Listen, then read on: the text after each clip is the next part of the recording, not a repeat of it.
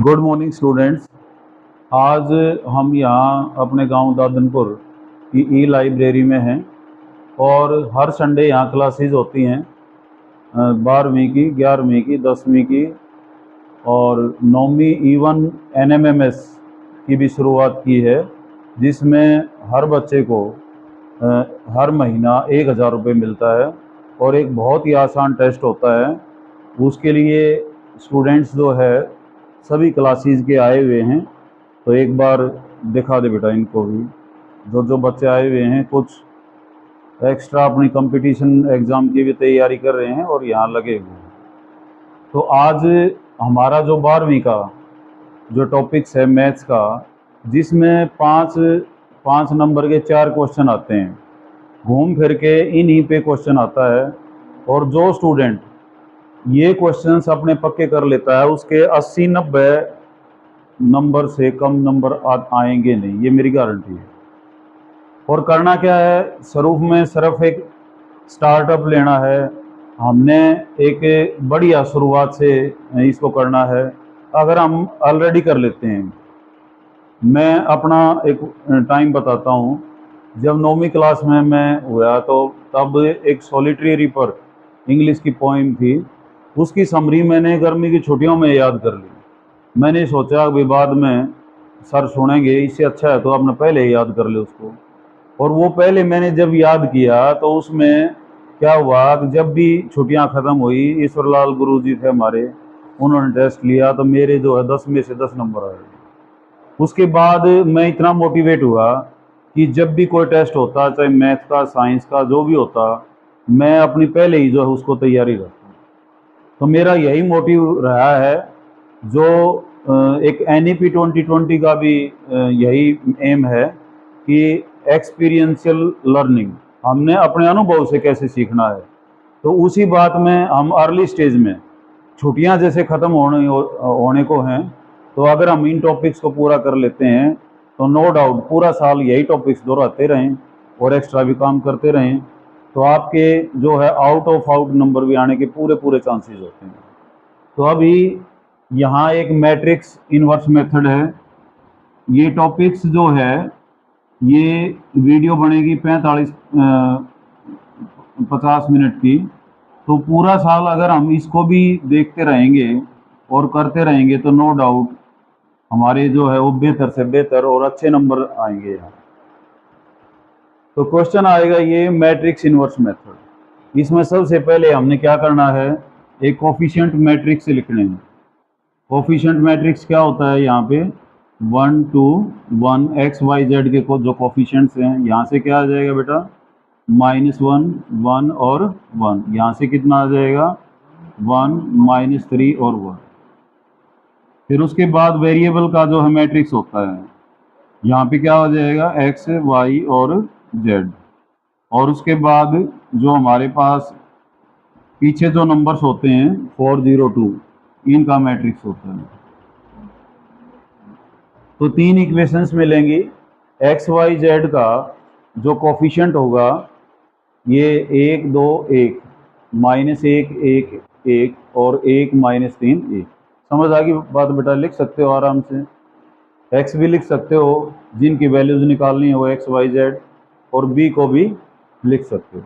Clear है बेटा, ये चारों स्टूडेंट्स बताओ सही है। उसके बाद डिटरमिनेंट ऑफ ए निकालना है हमने। डिटरमिनेंट ऑफ ए क्या होगा, जैसे हम पहला एलिमेंट लिखेंगे ये एक, इसकी रो छोड़ देंगे, इसका कॉलम छोड़ देंगे, तो 1 -3 1 1। फिर ऑपोजिट निशान, यहाँ -1 था तो मैंने प्लस ले लिया, अगर यहाँ प्लस होता तो क्या लिखता, माइनस लिखता। इस रो को छोड़ें, कॉलम को छोड़ें, तो 2 -3 1 1। फिर हम +1। ध्यान रहे कुछ बच्चे इसको भी ये डंडे लगा देते हैं, लेकिन वो गलत है। ये मैट्रिक्स का निशान है, ये डिटरमिनेंट का निशान है। +1। अब इस रो को छोड़ दें, कॉलम को छोड़ दें, तो 2 1 1 1। जहां मैं लिख रहा हूं बेटा उस पर फोकस रखिए।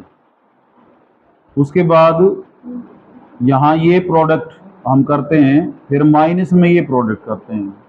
तो प्रोडक्ट 1 और 1 की क्या हो जाएगी 1, और 1 और -3 की क्या आएगी -3, लेकिन उसका अपोजिट निशान, एक माइनस अपनी तरफ से और एक प्रोडक्ट आ गई है माइनस की, तो 1 + 3। ऐसे ही यहाँ पे 2 × 1 कितना हो जाएगा हमारे पास 2, और ये कितना आएगा, माइनस अपनी तरफ से लगाना है 2 लिख के, फिर माइनस, और फिर ये प्लस का, ऐसे ही +1 2 -1, तो ये आ जाएगा 4, ये आ जाएगा 5, और ये कितना आ जाएगा -1। तो वी गेट, यहाँ हमारे पास कितना आ जाएगा, 9 में से 1 गया, प्लस का आएगा ये, सॉरी 2 में से 1 गया 1, और कितना आ जाएगा 10 आएगा। यहाँ पे नॉन जीरो ही आना है, क्योंकि सिलेबस में अभी यही है, पहले जीरो वाले भी सिलेबस में थे लेकिन वो हटा दिए गए हैं अभी। तो क्या लिखेंगे आगे, नॉट इक्वल टू 0। पहले देखो हमने क्या किया, तीनों इक्वेशन लिखी, इनको मैच कर लेंगे। अगर हम मैच करके सही, क्योंकि एक प्लस माइनस की भी गलती इस पूरे क्वेश्चन को लेके बैठ सकती है। हम यहाँ कोफिशिएंट मैट्रिक्स लिखेंगे, फिर डेटर्मिनेंट ऑफ ए निकालेंगे। डेटर्मिनेंट निकालने का किसी रो से भी निकाल सकते हैं, किसी कॉलम से भी निकाल सकते हैं। रो से निकाल लिया 1 × दिस, प्लस यहाँ पॉजिटिव नेगेटिव ऐसे चलते हैं अल्टरनेटिवली। तो -1 था, +1 हो गया, इस रो को छोड़ दें, कॉलम को छोड़ दें, ऐसे ही +1 और इस रो को छोड़ दें और इस कॉलम को छोड़ दें, और ये प्रोडक्ट, फिर माइनस में ये प्रोडक्ट करने के बाद एक माइनस का निशान लगाएंगे, और जो प्रोडक्ट आती है प्लस आती है तो वो माइनस का निशान रहेगा। लेकिन यहाँ देखते हैं हम, -3 आया +3 हो गया, -3 आया +3 हो गया, यहाँ 1 आया तो -1। फिर नॉट इक्वल टू 0 आने के बाद हमने ये लाइन लिखनी है, ए इनवर्स एग्जिस्ट, यानी कि ए का इनवर्स अस्तित्व में है, और एंड इज गिवन बाई, और उसको हम किससे लेते हैं, A inverse is equal to 1 by determinant of A और इंटू एडजॉइंट ऑफ ए। क्या बोलेंगे इसको, A inverse exist and is given by A inverse is equal to 1 by determinant of A into adjoint of A. Determinant of A तो निकल चुका, वो तो आया है 10। अब हमने क्या निकालना है, adjoint of A. Adjoint of A क्या होता है, कोफैक्टर्स का ये मैट्रिक्स होता है, capital A11, capital A12, capital A13, capital A21, capital A22, 23, और कैपिटल A31, 32, 33। इन सुफिक्स का भी मायना है, 31 का मतलब है थर्ड रो और फर्स्ट कॉलम, 32 का मतलब है थर्ड रो और सेकंड कॉलम। तो अब इसका ट्रांसपोज भी लेना होता है, बच्चे गलती से इसका ट्रांसपोज नहीं लेते, उस बात का हर चीज़ का ध्यान रखना आपने। कैपिटल A11 क्या होगा, ये एक तो प्लस का साइन, पॉजिटिव नेगेटिव पॉजिटिव ऐसे चलते हैं हम। जब सुफिक्सिस का जोड़ इवन नंबर आता है तो प्लस का साइन आता है, और सुफिक्सिस का जोड़ जैसे 2 1 है, 3 आता है, ओड नंबर आता है, तो हम नेगेटिव साइन लेते हैं। और प्लस साइन माइनस साइन ये दिखाना बहुत जरूरी है, नहीं तो नंबर कटेंगे।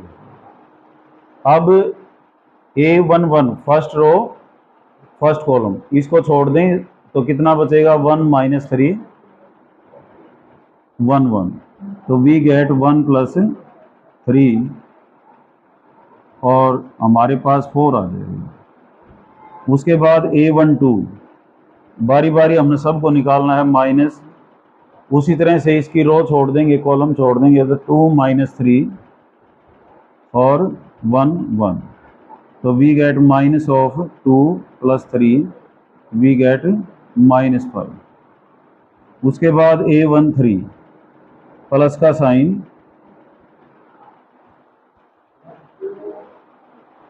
1 3 बेटा फर्स्ट रो थर्ड कॉलम ये है, इस रो को छोड़ने 2 1 1 1, तो ये कितना आएगा, +2 - 1, वी गेट 1। और ऐसे बॉक्स में बंद करते हुए चलेंगे, ताकि क्योंकि हमने इनको इसमें रखना है, फटाफट वैल्यूज रख लेंगे। A21 माइनस का निशान, सेकंड रो फर्स्ट कॉलम, -1 1 1, तो कितना आएगा -1 यहाँ -2 हो जाएगा, बाहर माइनस है तो क्या आ जाएगा प्लस का 2। A23 A22 प्लस का साइन, और क्या आएगा बेटा, इसको छोड़ देंगे इसको छोड़ देंगे तो 1 1 1 1, तो यह आ जाएगा 1 - 1 कितना आ जाएगा 0। A23 माइनस का निशान, इसको छोड़ देंगे इसको छोड़ देंगे तो 1 - 1 1 1, तो व्हाट वी गेट, ये 1 हो जाएगा और ये +1 हो जाएगा, क्योंकि देखो प्रोडक्ट -1 आएगी, फिर एक माइनस अपनी तरफ से है, तो ये -2 आ जाएगा। 831 प्लस का साइन, और प्लस का साइन ये A31 यहाँ है, हम तो -1 1 1 -3,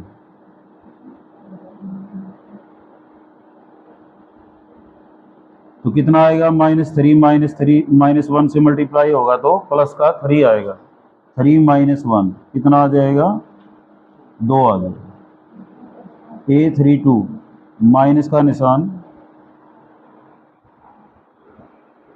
इसको छोड़ दें इसको छोड़ दें तो 1 1 2 -3, तो -3 - 2 वी गेट फाइनली 5। ध्यान रखना बेटा, एक भी गड़बड़ हो गया तो सारा क्वेश्चन गड़बड़ हो जाएगा। A33 क्या होगा बताओ, प्लस का साइन, इसको छोड़ दें इसको छोड़ दें तो 1 - 1 2 1, तो वी गेट 1 + 2 और कितना आ जाएगा 3। विराट चेक करें हैं भाई ये सारे, ये समझ आ गई बात बेटा, क्लियर है ये। उसके बाद एडजॉइंट ऑफ ए,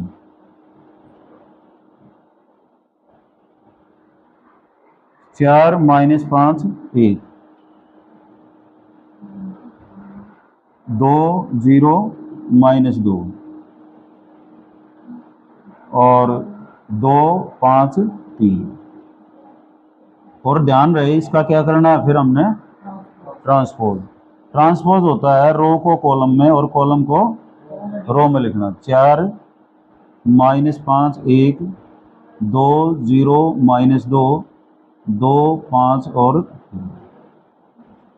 अब A इनवर्स के लिए देखो बेटा ध्यान से, A इनवर्स के लिए डिटरमिनेंट ऑफ A चाहिए था, वो शुरू में मिल गया, और क्या चाहिए था एडजॉइंट ऑफ A, अब ये भी आ गया, तो A इनवर्स की वैल्यू कितनी हो जाएगी अब बताओ, A इनवर्स 1/10, और ये कितना आया है 4 2 2 -5 0 5 1 और 3।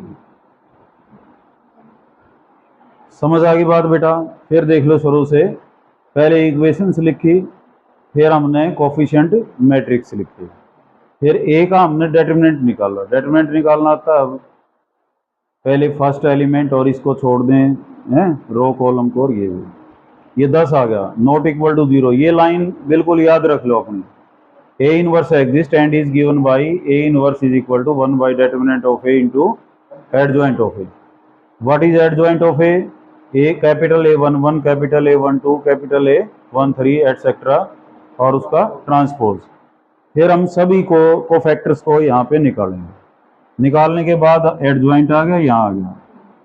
अब x लिखेंगे, x होता है बेटा A इनवर्स B, तो x हमारे पास A इनवर्स कितना है 1/10 और 4 2 2 -5 0 5 1 -2 3, और B को और लिख लो पीछे कितना था 4 0 2, यहाँ एक लाइन लगा के 4 0 2 लिख लेना, समझ रहे हो। अभी हमने क्या किया है, B को और लिखा है A इनवर्स के साथ, और B वाले एलिमेंट्स हमने पहला पहले फिर दूसरा फिर तीसरा ये लिख लिया। ताकि कैलकुलेशन में आसानी रहे। 1/10 ये कितना हो जाएगा, 4 चौक 16 जमा 0 और जमा 2 दूनी 4, ये कितना हो जाएगा बेटा -20 प्लस 0 और 2 5 10, ये कितना हो जाएगा 4 और ये 0 और 3 की और 2 की गुणा करें कितना आएगा 6। x इज इक्वल टू 1/10, यहाँ 20, यहाँ -10 और यहाँ पे कितना आ जाएगा 10। अब हर एंट्री को किससे डिवाइड करेंगे, 10 से। 20/10 -10/10 और 10/10। तो x इज इक्वल टू 2 -1 और 1, तो x तो आ जाएगा 1, y आ जाएगा -1 और z कितना आ जाएगा 1। और ऐसे बॉक्स में बंद करके आंसर लिख देना है। एग्जामिनर लास्ट में आंसर जरूर देखता है, और ये ठीक है तो बीच का पार्ट वो ज़्यादा ध्यान से देखता नहीं है, लेकिन अगर ये गलत है तो बीच का देखेगा, क्योंकि अब स्टेप वाइज नंबर होते हैं, कहाँ कहाँ उसने गड़बड़ की है उतने नंबर काट लेगा फिर उसमें से। समझ में आ रही बात। तो बहुत ही आसान क्वेश्चन है, लेकिन प्रैक्टिस के का मोहताज है ही। प्रैक्टिस आप करोगे तो इससे आसान सवाल नहीं, और प्रैक्टिस छोड़ दी तो फिर यही जो है पेपर में जी का जंजाल बन जाए। समझ आ रही बात बेटा, क्लियर है ये क्वेश्चन। अब shortest distance, shortest distance Q lines की होती है। अब शॉर्टेस्ट डिस्टेंस का फार्मूला है A2 - A1 dot B1 cross B2 और divided by magnitude of B1 cross B2। इस एक क्वेश्चन में ही कई कंसेप्ट क्लियर हो जाते हैं। एक तो क्रॉस प्रोडक्ट निकालनी, एक डॉट प्रोडक्ट निकालनी, एक मैग्नीट्यूड भी निकालना, जो कि वेक्टर जो हमारा चैप्टर आएगा उसके पार्ट है। तो ये 5 नंबर तो दिलाता ही दिलाता है ये, और साथ में जो 3-3 नंबर के क्वेश्चन आते हैं, कोई क्रॉस पर आता है, कोई डॉट पर आता है, कोई मैग्नीट्यूड निकालना आता है, वो क्वेश्चन भी हम इजीली कर सकते हैं। तो पहले तो ये फार्मूला याद होना चाहिए, A2 - A1 dot B1 cross B2 divided by of B1 cross B2। अब पहली जो लाइन है इससे A1 मिलेगा और B1, दूसरी से A2 और B2। ध्यान रहे जो विदाउट लैम्डा है वो A1 है, और जो लैम्डा के साथ हैं वो B वाले होते हैं। पहली से हमें B1 A1 मिलेंगे, दूसरी से A2 और B2 मिलेंगे। जो A1 है नीचे, इसका मतलब है पहली लाइन से आया है, A2 का मतलब है ये दूसरी लाइन से आया है। तो A1 क्या है बताओ बेटा, I + 2j + k। B1 क्या है, I - 3j + k। A2 क्या है, 2I - j - k। और B2 क्या है, -2I। पहले हम निकालेंगे A2 - A1, निकालो A2 - A1। तो A2 को लिख लें पहले 2I - j - k, और माइनस ब्रैकेट लगाने के बाद किसको लिखेंगे हम, A1 को। A1 कितना है, I + 2j + k। इसको सोल्व कर लो, 2I - j - k। अब बाहर माइनस है तो अंदर के साइन क्या होंगे, पलट जाएंगे। माइनस का I माइनस का 2j माइनस का, सॉरी ये कितना था, ये गलत लिख लिया हमने, 2I, सही है, ठीक था, ये 1 था ना, सही है बेटा। तो कितना हो जाएगा माइनस का k। अब ध्यान रहे अलजेब्रा और वेक्टर्स, इनमें आई वाले में से लाइक टर्म किस में से घटती हैं, लाइक में, जुड़ती भी लाइक में ही। 2I है यहाँ और ये I है, तो कितना रह जाएगा 1I। तो A2 - A1 हमारे पास आ गया I, 1I नहीं लिखना तो हमने I लिखना है, ठीक है। उसके बाद -j-2j लाइक टर्म है और दोनों माइनस के हैं तो जुड़ेंगे, लेकिन निशान किसका लगा रहेगा? माइनस का 3j, माइनस का k और माइनस का k ये भी जुड़ेंगे, लेकिन निशान किसका रहेगा? माइनस का, -2k। फिर देख लो, पहली लाइन से a1 और लैम्डा के साथ b1, कोई कांस्टेंट मिलेगा यहाँ, ये a2 और म्यू के साथ क्या है? b2। a1 लिख लो, b1 लिख लो, a2 लिख लो, b2 लिख लो। फिर हमने क्या करना है? a2 में से a1 घटाना है पहले नंबर पे ही। दूसरे नंबर पे हम किसको कैलकुलेट करेंगे? b1 क्रॉस b2 को। b1 क्रॉस b2 को यहाँ लिखेंगे, b1 क्रॉस b2। तो ये कैसे होता है? i j k और components of first vector b1 के क्या है? 1 -3 और 1। b2 के कंपोनेंट्स क्या हैं? -2 1 और 2। ये समझ आ गई बात बेटा? b1 क्रॉस b2, साइंस के स्टूडेंट हो, ज़्यादा बताने की ज़रूरत नहीं, ये +1 में ही बता दिया जाता है।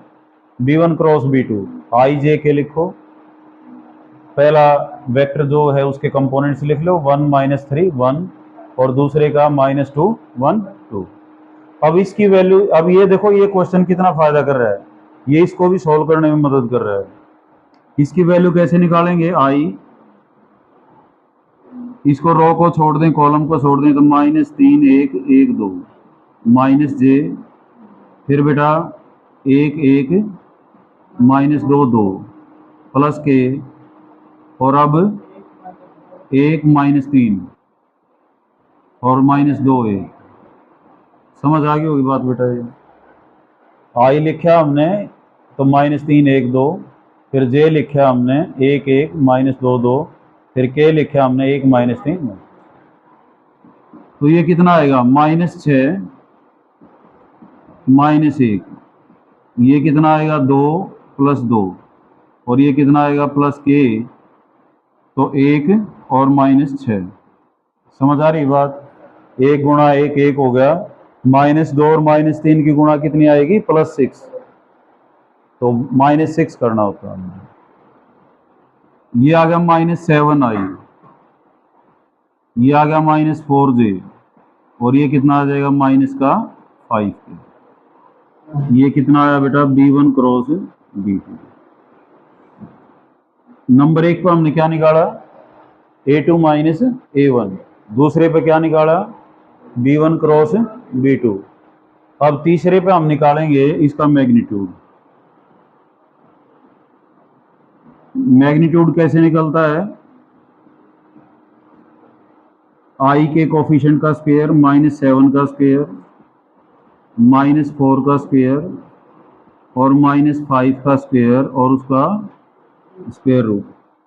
ये वेक्टर्स में i के कोफिशिएंट का स्क्वायर, फिर j के कोफिशिएंट का स्क्वायर और फिर k के कोफिशिएंट का स्क्वायर। कितना आ जाएगा? 49 + 16 + 25। 25 और 16 41 और 49 कितना हो जाएगा बेटा? 90।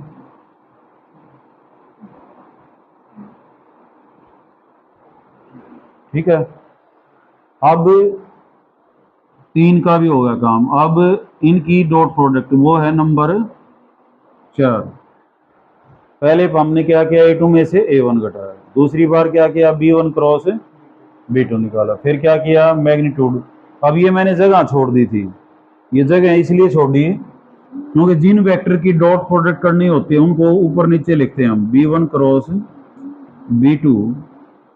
इसके साथ ही लिख लो कितना आया था? -7 आई, -4j और -5 के। तो a2 -a1 dot b1 cross b2 कितना आएगा? i का कंपोनेंट i के कंपोनेंट से मल्टीप्लाई करना है, तो i का कंपोनेंट है यहाँ 1, डॉट ऐसे होती है, i का कंपोनेंट i के साथ 1 × -1 प्लस -3 इंटू -4 प्लस -2 इंटू -5। तो कितना आएगा बेटा? माइनस का 7 प्लस का 12 और प्लस का 10। 10 और 12 22 में से 7 गया, कितना आ जाएगा? 15। बस अब तो इसकी वैल्यू भी आ गई है, 15 आई। इसका मैग्नीट्यूड आ गया, वो कितना आया? 90। फार्मूले में रखना है।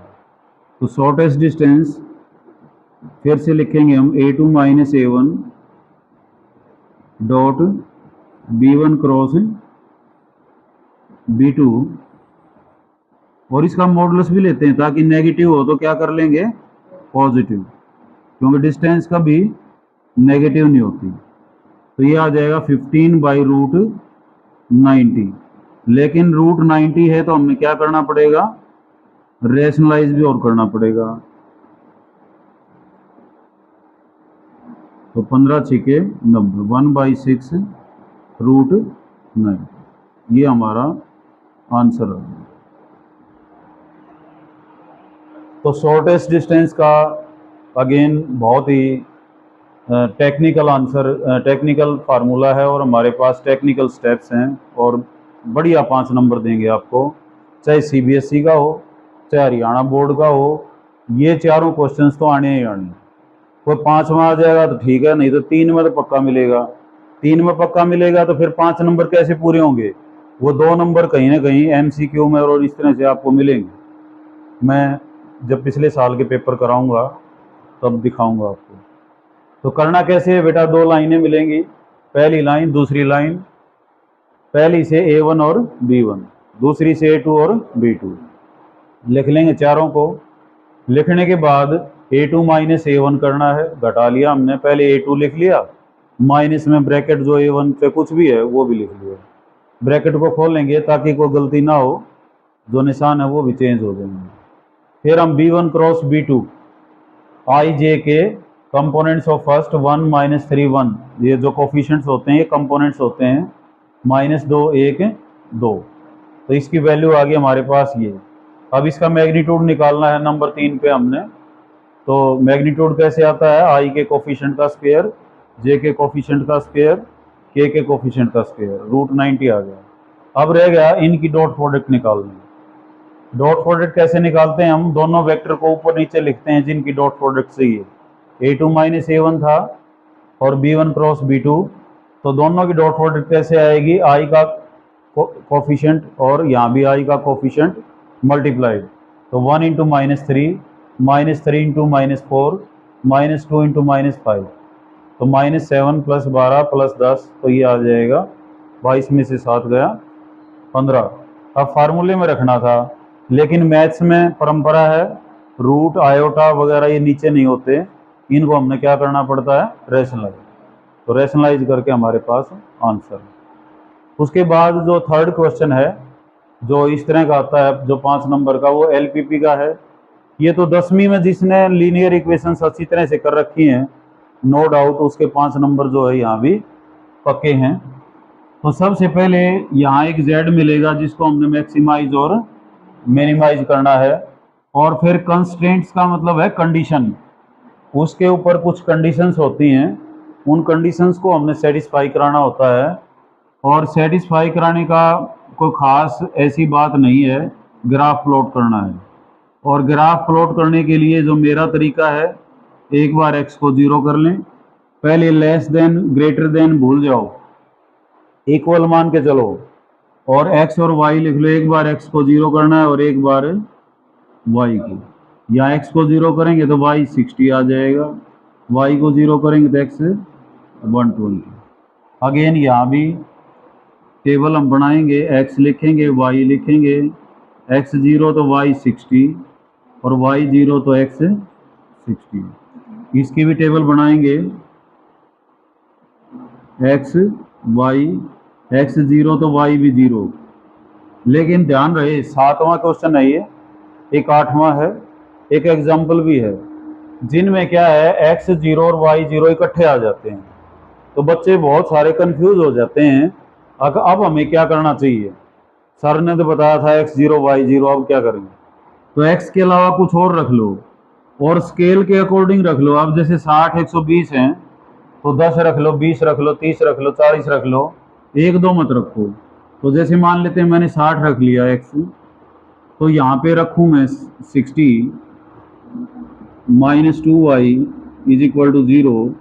तो -2y is equal to -60 and we get y is equal to 30। तो y कितना आ जाएगा 30। और स्ट्रेट लाइन को ड्रॉ करने के लिए, उसका ग्राफ खींचने के लिए 2 पॉइंट काफ़ी होता है। अब ग्राफ पेपर पे हमने ग्राफ बनाना है और स्केल भी अकॉर्डिंगली लेनी है हमने, और फर्स्ट क्वाड्रेंट में ही रहेंगे हम। तो यहाँ जो 10 20 40 50 60 ऐसे भी ले सकते हो। तो 10 20 30 40 50 60 70 80 90 100 110 120 तक तो ले ही लो, क्योंकि यहाँ 120 आया हुआ है।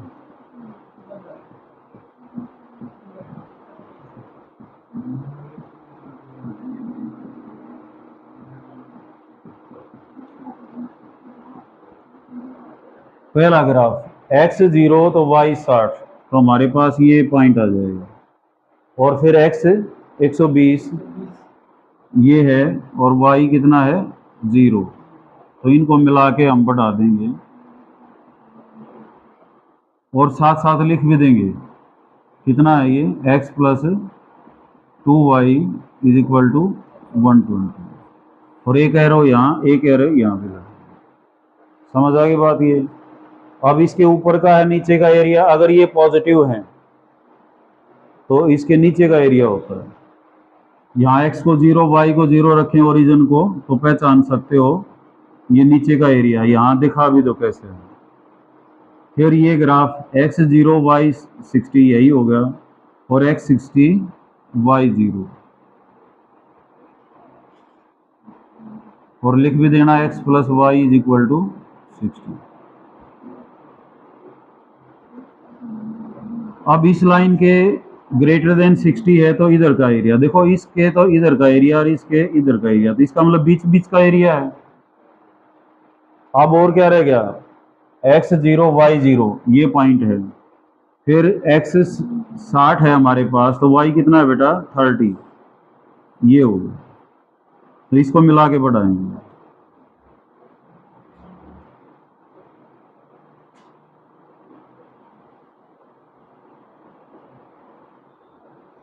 तो अब इस लाइन के या तो इधर का एरिया है या इसका इधर का एरिया है। अब कोई सा भी एरिया में एक पॉइंट रख के देख लो। मान लेते हैं ये 60,0 है, मैंने यहाँ रख के देखा 60 माइनस 0 ग्रेटर देन 0, 60 बड़ा है 0 से, इसका मतलब सही है। इसका मतलब भाई 60 तो बड़ा होता ही है 0 से, इसका मतलब ये पॉइंट रखने से ये लाइन सेटिस्फाई हो जाती है। ये सेटिस्फाई होगी तो इसका मतलब वही रीजन है जिसमें ये पॉइंट पड़ता है। ये पॉइंट क्या है, लाइन के इधर है, तो इसका मतलब इस लाइन के नीचे का एरिया है। तो कॉमन एरिया कौन सा हुआ, ये हो गया हमारा। और इस कॉमन एरिया को क्या बोलते हैं, फिजिबल एरिया। क्या बोलते हैं इसको, फिजिबल एरिया। कई बार इसकी डेफिनेशन भी आती है। फिजिबल एरिया है हमारे पास, तो इसके कॉर्नर पॉइंट लिखने हैं। अब पिछली बार सीबीएसई में कॉर्नर पॉइंट दे रखे थे, जेड दे रखा था और ये पूछ रखा था उसकी मैक्सिमम वैल्यू क्या होगी।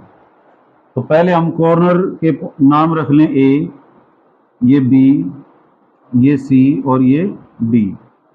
अब हमने ए और डी के, देखो बी के कोऑर्डिनेट्स का पता है, सी के कोऑर्डिनेट्स का पता है, किसका नहीं पता, ए का और डी का। इनको हम सोल्व करेंगे। इसका भी ग्राफ, इसकी इक्वेशन लिख लें हम, x minus 2y is equal to 0।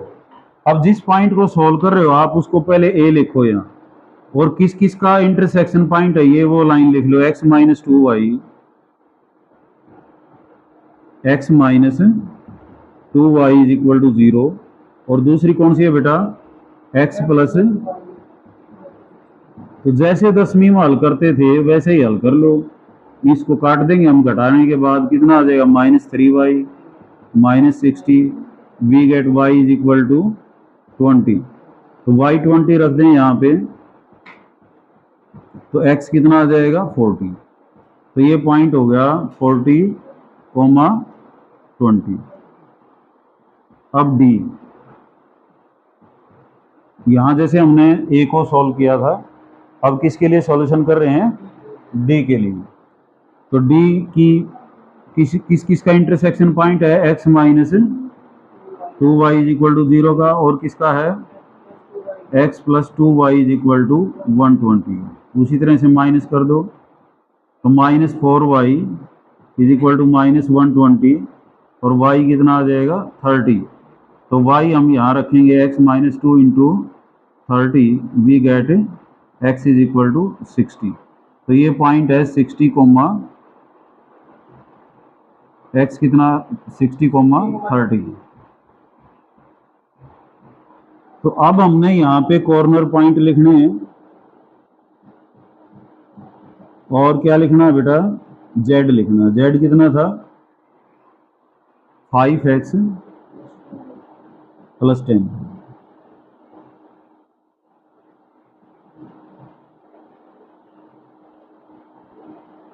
पहला पॉइंट ए जो है उसके क्या कोऑर्डिनेट है बेटा 60,0, और बी के क्या हैं 120,0, सी के क्या हैं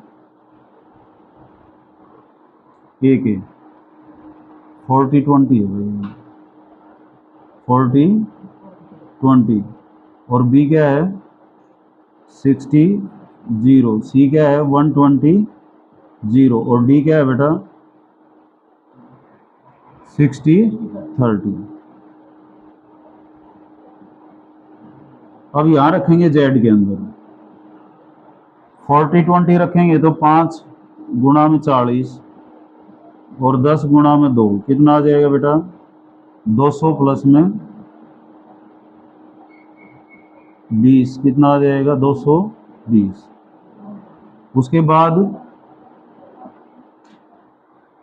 यहाँ पे 60 रखेंगे, तो 5 गुणा में 60 जमा 0 कितना हो जाएगा 300। बोलो बेटा, वो प्रॉब्लम तो नहीं है। यहाँ फिर z को रखेंगे हम 120, तो 5 इंटू 120 प्लस 0 वी गेट 600, और यहाँ पे रखेंगे 60 इंटू 5 प्लस 10 इंटू 30, तो 600 आ जाएगा। तो मैक्सिमम किस पे आ जाएगा 600 पे, दोनों मैक्सिमम के आंसर हैं। और मिनिमम किस पे आएगा फर्स्ट, यहाँ मिनिमम। तो ये हमारा एलपीपी का क्वेश्चन है। पहले जेड मिलेगा, कंस्टेंट्स मिलेंगे, कंडीशन मिलेंगी, एक्स वाई ग्रेटर देन 0 सब में मिलेगा। इसका मतलब है फर्स्ट क्वाड्रेंट में काम होना था। इनका ग्राफ प्लॉट कर लिया और ये देख लिया इनका एरिया किधर पड़ता है। एरिया देखना आना चाहिए, और नहीं आ सकता तो पूछ सकते हो। फिजिबल एरिया आने के बाद कॉर्नर पॉइंट लिखने होते हैं। कॉर्नर पॉइंट के कोऑर्डिनेट्स याद होने चाहिए, और कोऑर्डिनेट्स को फिर हम जेड के अंदर रखेंगे। जो उनका मैक्सिमम है वो मैक्सिमम, जो मिनिमम है वो मिनिमम। एरिया, एरिया और दिखाई दे रहा है बेटा, नहीं दिख रहा था, इधर हो जाओ। एरिया ऑफ सर्कल और एरिया ऑफ इलिप्स, ये दो ही आते हैं। एक क्वेश्चन इनमें से आ जाता है, या तो सर्कल का या इलिप्स का। सर्कल का एरिया क्या होता है पाई आर स्क्वायर। तो ये सेंटर रेडियस फॉर्म है, इसका रेडियस कितना है बेटा ए है, तो उत्तर आना चाहिए हमारा पाई ए स्क्वायर। तो इंटीग्रेशन से भी पाई ए स्क्वायर ही आएगा। और इलिप्स होती है x square by a square plus y square by b square is equal to 1। तो इसका एरिया आएगा पाई ए बी। तो पहले हम करेंगे सर्कल का। सर्कल का करने के बाद इलिप्स का बहुत आसान है, सिर्फ बी बाई ए और हमने ऐड करना उसका। अब सर्कल को पहले हम रफ स्केचिंग होती है इसके अंदर। एरिया का जब भी क्वेश्चन आता है तो सेंटर ओरिजिन मिलेगा, रेडियस एक तो ए है तो ए कोमा 0, इधर क्या हो जाएगा माइनस ए कोमा 0, इधर क्या हो जाएगा 0 कोमा ए, और इधर क्या हो जाएगा 0 कोमा माइनस ए। तो अब हमने इस सर्कल का एरिया निकालना है, और ये एरिया इस फर्स्ट क्वाड्रेंट के जो एरिया है इसका क्या होगा, 4 गुना ओ ए और बी। जो सर्कल का एरिया है वो क्या होगा, इस ओ ए बी एरिया का कितना होगा, 4 गुना। तो लिखेंगे रिक्वायर्ड एरिया, गिनती के स्टेप हैं इसमें। Required area is equal to 4 times area O A B. पहले सर्कल मिलेगा, उसका सेंटर देखना है बेटा, रेडियस देखना है, ड्रॉ कर लोगे। रफ स्केचिंग होती है, एक्चुअल स्केचिंग नहीं होती।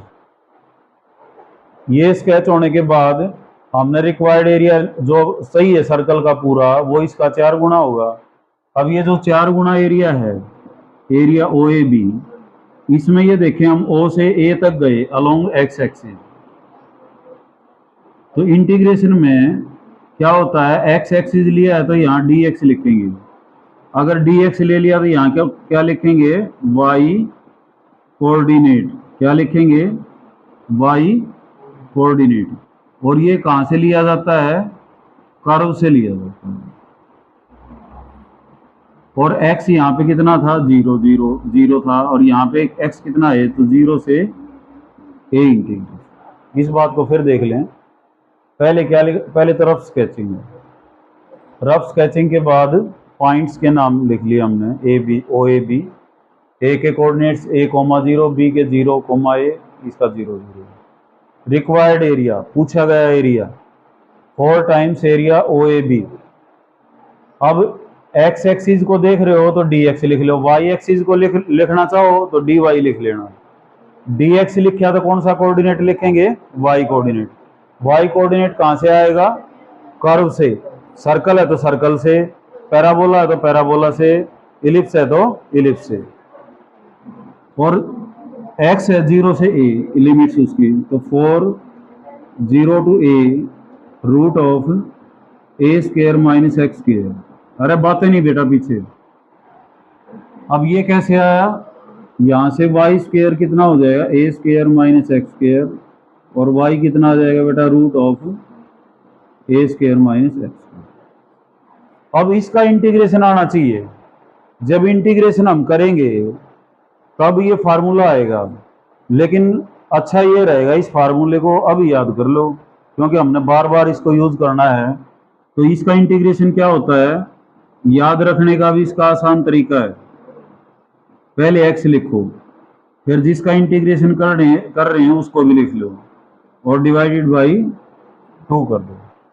पहले एक्स लिखा, फिर जिसका इंटीग्रेशन कर रहे हैं वही लिखा, बाई 2 लिखा।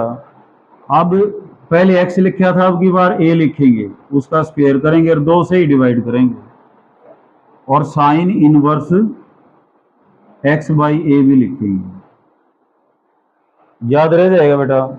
Integration of a square minus x square D x, पहले एक्स लिखा, फिर जिसका इंटीग्रेशन कर रहे हैं वही लिखा, बाई 2, फिर प्लस ए स्क्वायर बाई 2 और साइन इनवर्स एक्स बाई ए, इसमें रख दो।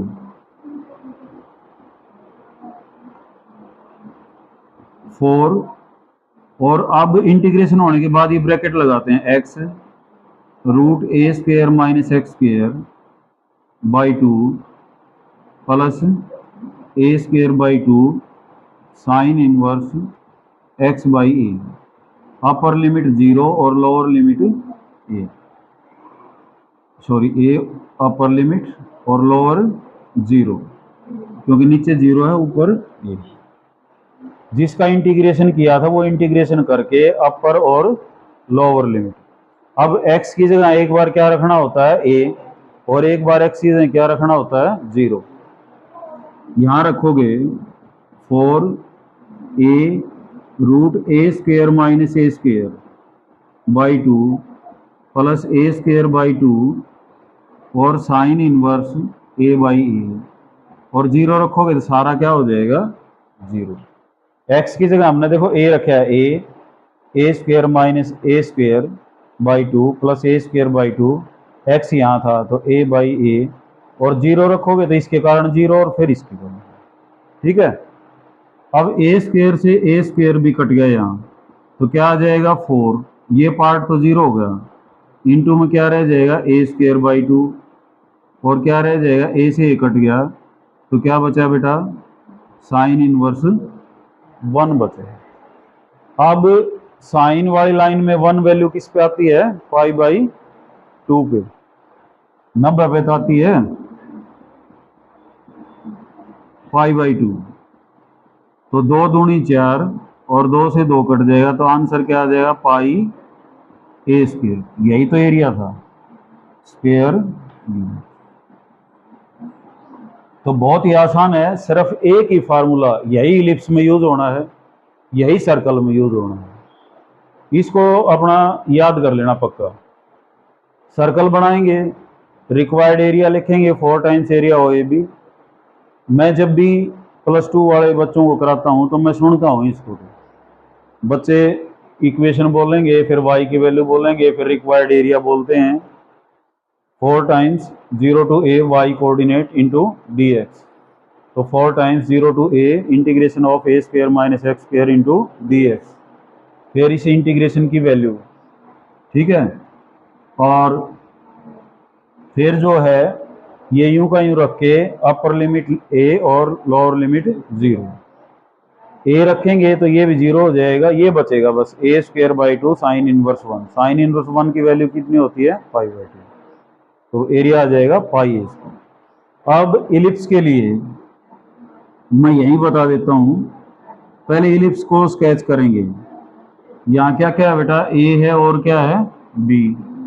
यहाँ पॉइंट हो जाएगा a, 0, यहाँ कितना हो जाएगा, -a, यहाँ 0, b आ जाएगा। पहले क्या था, 0, a, और यहाँ क्या आ जाएगा, 0, -b। ऐसी इलिप्स आएगी। तरीका वही है, इसको ओ लिखेंगे, इसको ए लिखेंगे, इसको बी। तो रिक्वायर्ड एरिया क्या हो जाएगा, 4 टाइम्स एरिया कोई भी, और क्या हो जाएगा 4 times 0 to a y d x. अब जो y की वैल्यू रखी है ना, इसमें b बाई a और ले लोगे बाहर, और जो सर्कल में था वही यहाँ लिखेंगे, a square minus x square d. Circle ये था, यहाँ तक तो वही बात है, required area 4 times area O A B, यहाँ ये भी वही बात है, बस यहाँ क्या आएगा, बी बाई ए। अब यहाँ क्या आएगा, b by a, b by a, b by a, और चलता रहेगा, इतना फर्क है बस। तो आगे क्या हो जाएगा, b by a, 4 b divided by a, और क्या इसका इंटीग्रेशन क्या होगा, x root a square minus x square divided by 2 plus a square by 2 और sine inverse x by, upper limit a lower 0, 4b by a, और limit रखोगे तो ये 0 हो जाएगा, क्या रह जाएगा, a square by 2 sine inverse a by a. ये कट के कितना हो जाएगा बेटा, 1, 4b by a square by 2 और sine inverse 1, 4b by a square by 2, और ये कितना हो जाएगा, पाई बाई 2। तो 4 से 4 कट जाएगा, एक ए कट जाएगा, उत्तर कितना आ जाएगा, पाई ए बी। अब सिर्फ फर्क क्या है, b डिवाइडेड बाई ए का। सर्कल की और इलिप्स की इंटीग्रेशन में कोई फर्क नहीं है, सिर्फ b बाई ए का फर्क है। ए सर्कल की याद होनी चाहिए। अब मान लेते हैं क्वेश्चन सर्कल का आ गया, x square plus y square is equal to 2। अब ये तो 2 कुछ ना कुछ स्क्वेयर होना चाहिए, तो क्या हो जाएगा, √2 स्क्वेयर। क्वेश्चन तो तुमने यो ही करना है, बस लास्ट में क्या लिख देना, a इज इक्वल टू √2, यहाँ a √2 का स्क्वेयर हो जाएगा, 2 पाई आंसर आ जाएगा। मान लेते हैं एलिप्स आ गई, x square by 9 plus y square by 4 is equal to 1। तो 9 किसका स्क्वेयर होता है, यहाँ स्क्वेयर है ना, और यहाँ ये भी स्क्वेयर है। 9 किसका स्क्वेयर होता है, 3 का, और b किसका है, यहाँ पे ये 4 किसका हो जाएगा, 2 का। तो यही क्वेश्चन करके लास्ट में लिख देना a is equal to 3 and b is equal to 2, तो 6 पाई आंसर। चाहे सर्कल का है, कोई भी सर्कल हो उसका ये करना आपने, एलिप्स का आएगा ये करना है, लास्ट में क्या रखना है, a और b की वैल्यू सब्स्टिट्यूट करना। तो ये 4 क्वेश्चन हैं और +2 का बेसिस है ये। अगर ये 4 क्वेश्चन हम पहले ही कर लेते हैं तो पूरे साल हमारी अच्छी तैयारी होती है और बढ़िया नंबर, पूरे बहुत ही बढ़िया नंबर आने के चांसेस होते हैं। लेकिन दिक्कत ये है बच्चे इनकी ही तैयारी नहीं करते, और जो है ये कहते हैं भाई एग्ज़ाम के पास कर लेंगे, या जो है अभी से क्या ज़रूरत है, अभी तो हमारा ये चल रहा है, स्कूल में वो चल रहा है। स्कूल में कुछ चल रहा हो तो हमने सबसे पहले इन 4 टॉपिक्स के ऊपर कब्जा कर लेना चाहिए, हैं। कब्जा सा कहते हैं ना, कब्जा साचा झगड़ा झूठा। तो मिलते हैं अगली वीडियो के साथ, तब तक के लिए थैंक्स।